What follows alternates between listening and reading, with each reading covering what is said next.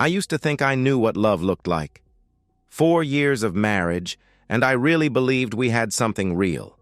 Not perfect, nothing ever is, but real. The kind of partnership where you trust the other person to have your back, no matter what. Where you don't keep score, where you build something together. Looking back now, I'm not sure she ever saw it that way. We didn't have kids yet. At the time, I thought that was temporary, something we'd get to when the time was right. Now, I thank God every single day that we didn't. No children caught in the crossfire, no innocent lives destroyed by what was coming. I worked a decent corporate job, nothing glamorous but stable, good benefits, enough to keep us comfortable while she figured things out. That's what she called it, figuring things out. What it actually meant was sitting at home, scrolling through Instagram, pretending she was building some kind of personal brand that never materialized into a single dollar. I didn't push her. I wasn't one of those husbands who needed his wife to work. If she wanted to take time, fine. But it wasn't the lack of ambition that bothered me. It was her friend.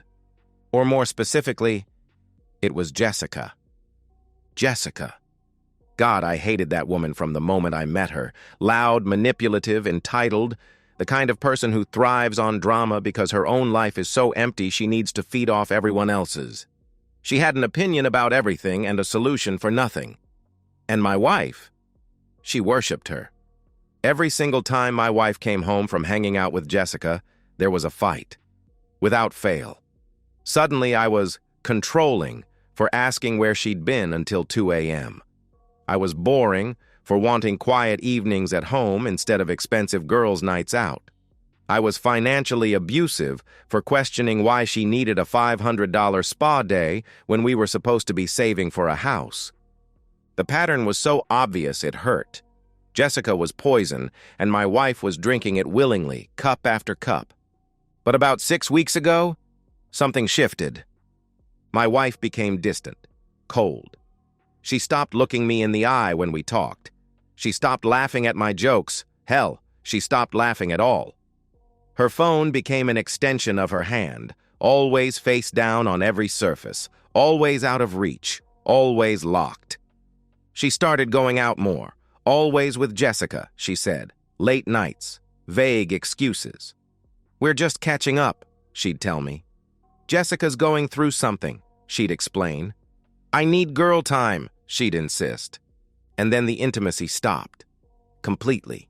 She'd turn away from me in bed, claiming she was tired or stressed or just not in the mood. Weeks went by. Then a month. I stopped trying. What was the point? I didn't confront her. I didn't beg. I didn't play the jealous husband, demanding answers and making a scene. Instead, I watched. I observed. I started asking myself the one question every husband dreads. Is she cheating? One night, she came home at 2 a.m. I was still awake, sitting in the dark living room. She stumbled through the door, reeking of wine and cologne. Cologne that sure as hell wasn't mine. She didn't even look guilty, just annoyed that I was still up. That's when I made the decision. The next morning, I called a private investigator. Cost me $3,500 up front. I didn't hesitate. I didn't second guess. I needed the truth, and I needed it airtight. Evidence that couldn't be explained away or gaslit into oblivion. For the next 4 weeks, I played the role of the oblivious husband. I smiled. I cooked dinner. I asked about her day. And every night, after she fell asleep, I reviewed the investigator's reports. Hotel check-ins, parking lot meetings, restaurant receipts, timestamps, photos. She wasn't just cheating. She was cheating with Jessica's husband, Mark. Let that sink in. Her best friend's husband. The woman she claimed to love like a sister. The woman whose home she visited for girls' nights. She was screwing that woman's husband behind both our backs. The investigator even managed to recover deleted text messages from her iCloud backup. The things she said to him. The lies she told me. The way she laughed about how clueless I was. I didn't cry. I didn't rage. I just filed everything away, methodically, like I was preparing a case, because I was. Then, one afternoon, my phone buzzed. A text from her. "Jessica and I need to talk to you tonight. Be home by 7. This is important." I stared at that message for a long time. I knew exactly what was coming. The trap they thought they were setting. The ultimatum. The attempt to blindside me, to corner me, to make me the villain in their little drama. They had no idea I'd seen this coming for weeks. I spent the rest of the day preparing. I printed the photos. I organized the evidence by date and location.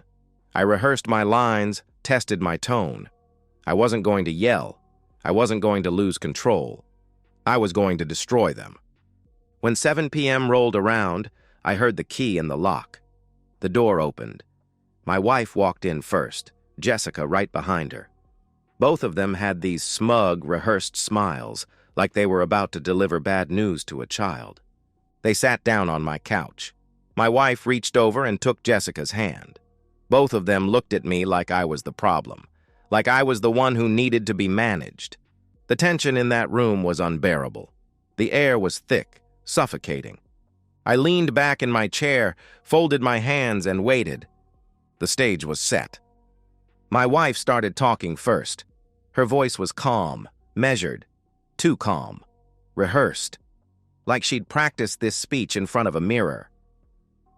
"I've been unhappy for a long time," she began, not quite meeting my eyes. "Our marriage has lost its spark. I feel trapped. I need space. I need freedom to explore who I am." Jessica nodded along like a puppet master pulling strings. "You deserve to be happy, girl," she said warmly, placing a hand on my wife's shoulder. "You can't sacrifice yourself for someone else's comfort." I didn't say anything. I just sat there, watching, waiting. My wife took a breath. "So, I've been thinking, I want an open relationship," she announced. Silence. "And if you don't agree," she continued, her voice hardening, "then I want a divorce, and I'll make sure you lose everything in court." Jessica smirked. She actually laughed. A short, sharp bark of amusement, like this was all some hilarious game. Like I was some pathetic fool about to roll over and beg for mercy. That laugh was the trigger. I leaned forward slowly, locking eyes with Jessica. My voice was calm, steady, ice cold. "Stop laughing," I said quietly. The room went silent. The smirk slid off Jessica's face. I turned to my wife. "You're not unhappy because of me," I stated evenly. "You're unhappy because you've been f***ing Jessica's husband in hotel rooms for the past 6 weeks. And you think I'm the fool here?" The color drained from both their faces. My wife's mouth fell open. No sound came out. Jessica's eyes went wide, darting between me and my wife like she was trying to process what I'd just said. I didn't give them time to recover. I pulled out my phone, opened the folder the private investigator had sent me, and started swiping through the photos. My wife and Mark entering a hotel lobby. Timestamp, 2:47 p.m., October 14th. Another photo, them getting into his car outside a restaurant. Another, him kissing her neck in a parking garage. I held the phone up so both of them could see. "You want to ruin me in court?" I asked calmly. "Go ahead and try. I've got hotel receipts, GPS logs, text messages recovered from iCloud backups, and enough photo evidence to bury both of you. You think I've been sitting here like an idiot? I hired a private investigator 4 weeks ago. I know everything." My wife's hands started trembling. This isn't what it looks like," she stammered desperately. "Shut up," I said firmly, not yelling, just final. Jessica's face twisted from shock to pure rage. She turned on my wife like a rabid animal. "You told me you were done with him," she screamed. "You said you guys weren't even sleeping together anymore." My wife's voice rose in panic. "It was a prank! Baby, I swear to God it was just a prank!" she pleaded, looking at me with wide, terrified eyes. "Jessica thought it would be funny to see how you'd react." "A prank!" Jessica exploded, her voice shaking with fury. "You've been screwing my husband!" Jessica lunged at my wife, slapping her hard across the face. I didn't move. I just sat there and watched. Watched the friendship implode in real time. Watched Jessica shove my wife off the couch. Watched my wife scramble backwards, sobbing, makeup smeared across her face. Watched Jessica scream every insult in the book, cheating witch, snake, liar, homewrecker. I didn't feel guilt. I felt satisfaction. When they were both exhausted, voices hoarse, tears streaming, clothes disheveled, I stood up. "Get out," I said calmly. "Both of you. You'll receive copies of everything I have tomorrow morning. Jessica, if you want your own evidence package for your divorce lawyer, hire your own investigator. I'm not your friend." Jessica, still shaking with rage, looked at me with desperate, pleading eyes. "Please," she begged, her voice breaking. Just give me the files. I need them to take Mark down." I looked her dead in the eye, raised my middle finger and pointed to the door. My wife was sobbing now, full-body convulsions, clinging to the doorframe as I walked toward her. "Please, baby, please," she wailed desperately. "We can fix this. I'll do anything." I grabbed her wrist, pulled her hand off the frame, and stepped back. Then I closed the door in her face, locked it, slid the deadbolt, and for the first time in weeks, the house was quiet. I stood there in the silence, breathing slowly, feeling my heart rate return to normal. It was done. The next 72 hours were chaos. My wife didn't leave. She couldn't. She sat in her car outside the house, crying, texting me nonstop. Hundreds of messages, voicemails, wall of text apologies, promises to change, threats to expose me. For what, I had no idea. I ignored every single one. I was already 3 steps ahead. The morning after the confrontation, I sat across from my divorce attorney, a sharp, no-nonsense lawyer I'd quietly consulted 2 weeks before I even confronted my wife. Her name was Linda Garrison, and she had a reputation for dismantling cheaters in court. We filed for divorce on grounds of adultery. In our state, infidelity directly impacts asset division and alimony eligibility. Linda was confident. "She'll get nothing," she assured me. "Maybe 15% of marital assets if the judge is feeling generous. But alimony? Forget it." I also filed for a temporary restraining order.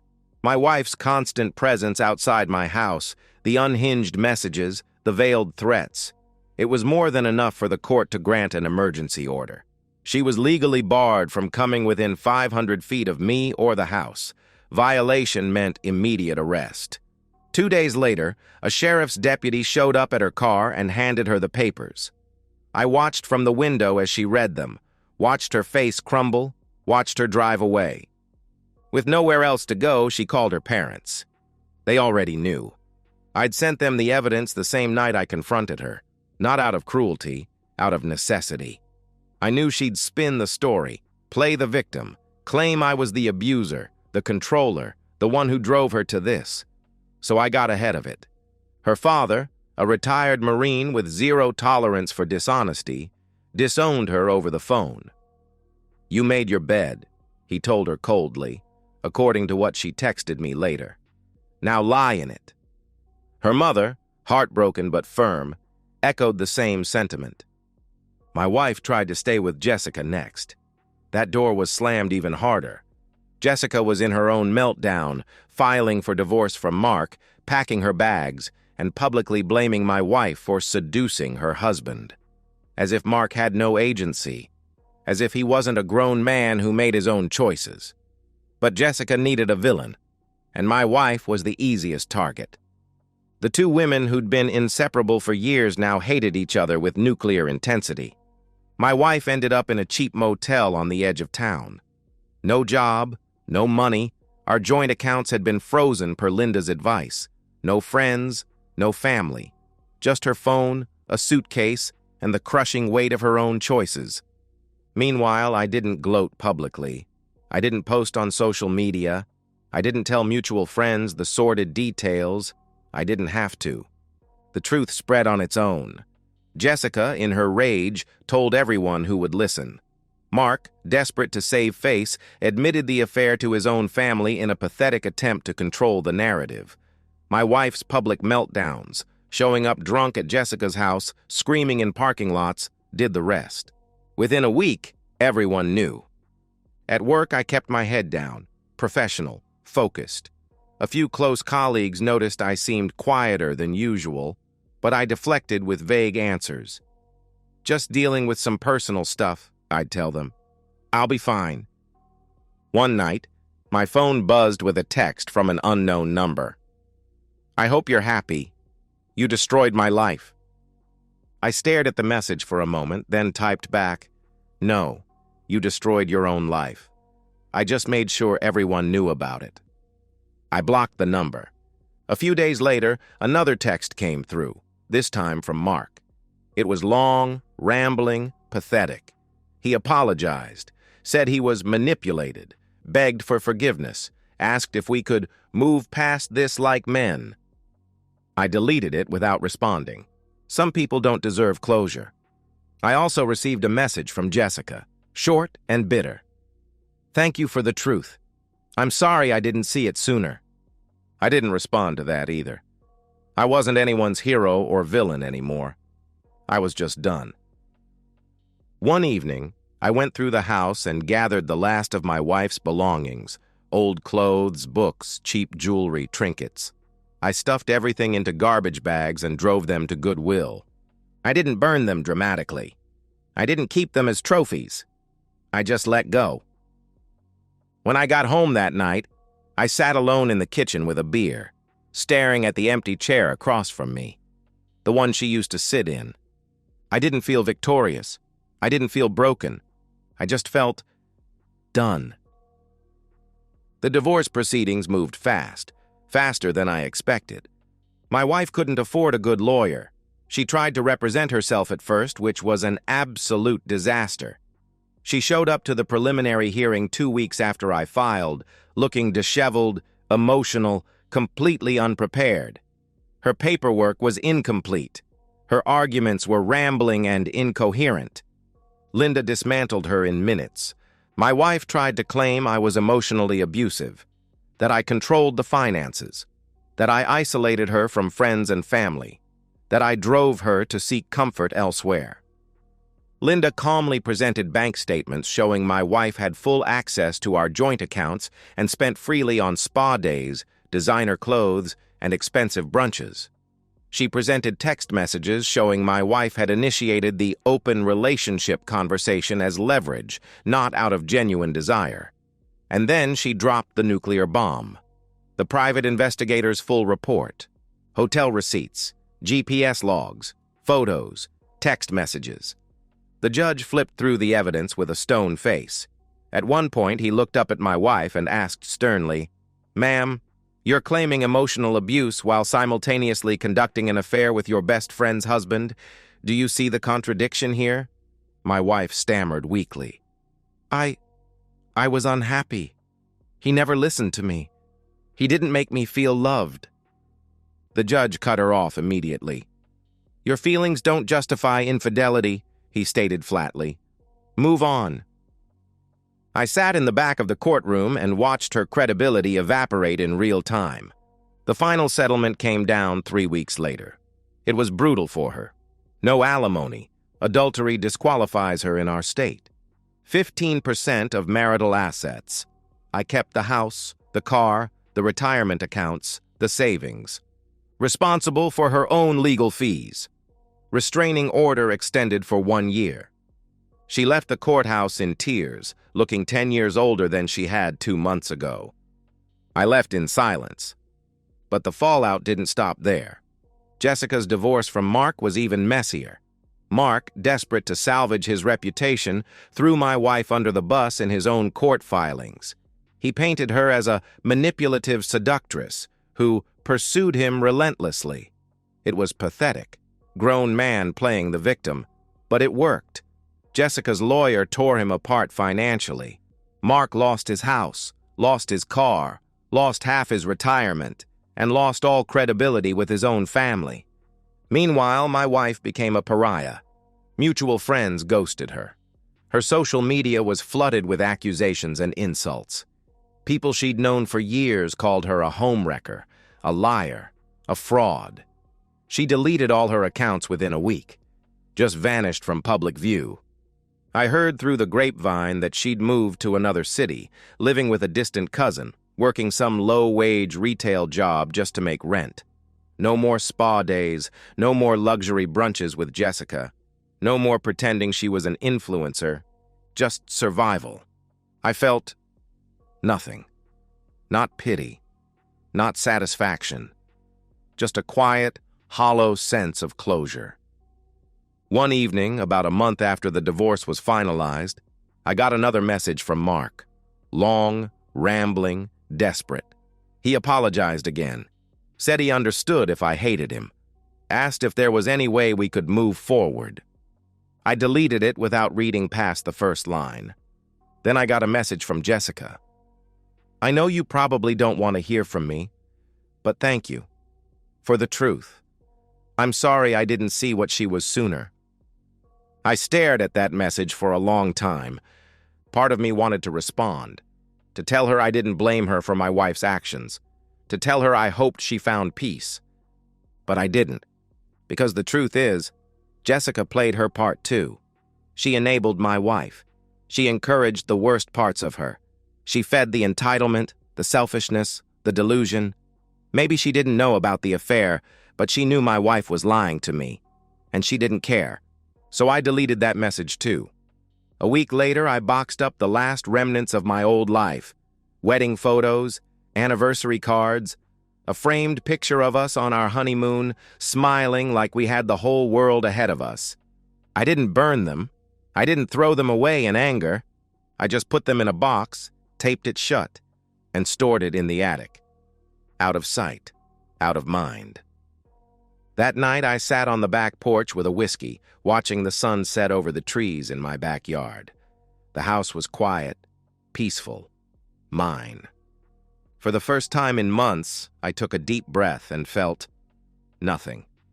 No anger, no pain, no bitterness, just stillness. 6 months after the divorce was finalized, I sat alone in my house now fully and legally mine, and took stock of my life. I didn't win in the fairy tale sense. There's no new woman on my arm. I'm not rich or famous or celebrated. I'm just free.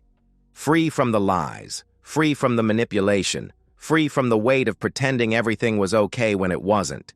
But freedom has a cost. I'm lonelier than I've ever been. Friends who were our friends chose sides, and most chose neutrality, which, let's be honest, feels like choosing her. My family is supportive but distant. They don't understand why I can't just move on, why I don't want to date yet, why I won't smile more, go out more, get back out there. I'm not ready. Maybe I never will be. Work is fine.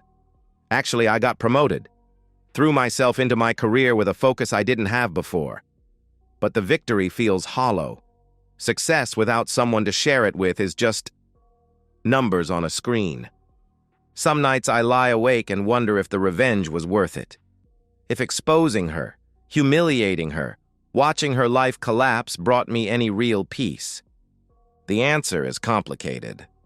I don't regret it. Not for a second. She made her choices. She weaponized our marriage. She tried to destroy me first, to take everything I'd worked for and leave me with nothing. I simply refused to be the victim. I took control. I protected myself. And yes, there's a grim satisfaction in knowing she can't hurt me anymore. In knowing she's out there somewhere, living with the consequences of her actions. In knowing that every time someone Googles her name, they'll find the truth. But I also know I'll never fully trust anyone again. Not the way I trusted her. That part of me died the night she walked into my house with Jessica and tried to destroy me. That innocent, hopeful part that believed love was real and people meant what they said. That part is gone. I think about her sometimes. Wonder if she's okay. Wonder if she learned anything. Wonder if she ever thinks about me, about what we had, about what she threw away. Then I remind myself, it's not my problem anymore. One night, an old college friend comes through town. We meet at a bar downtown, somewhere neutral, nowhere that holds memories. We talk about work, about sports, about nothing important. Then he asks me directly, "So, any regrets?" I take a sip of my drink. Think for a long moment. "No," I answer finally. "I don't regret protecting myself. I regret believing someone who didn't deserve it." He nods thoughtfully. Doesn't push. We don't talk about it again. When I get home that night, I sit on the back porch, same spot I've sat 100 times since the divorce. The air is cool. The stars are out. The world is quiet. I think about the life I thought I'd have, the kids, the family vacations, the golden years with a partner who loved me, who chose me every single day. That life is gone. But maybe that's okay. Maybe I'll build something new, something real, something that can't be taken from me by lies and betrayal. Or maybe I'll just be alone for a while, and maybe that's enough. I lean back in the chair, close my eyes, and let the silence wash over me. No anger, no bitterness, no pain, just clarity. People say revenge doesn't bring you peace. Maybe they're right. Maybe it doesn't heal the wound or erase the betrayal or make you whole again. But it sure as hell brings you clarity. And sometimes, that's all you need. I open my eyes, look up at the stars, and exhale slowly. I'm not broken. I'm not bitter. I'm not defeated. I'm just here, present, alive, free. And for the first time in a long time, that feels like enough.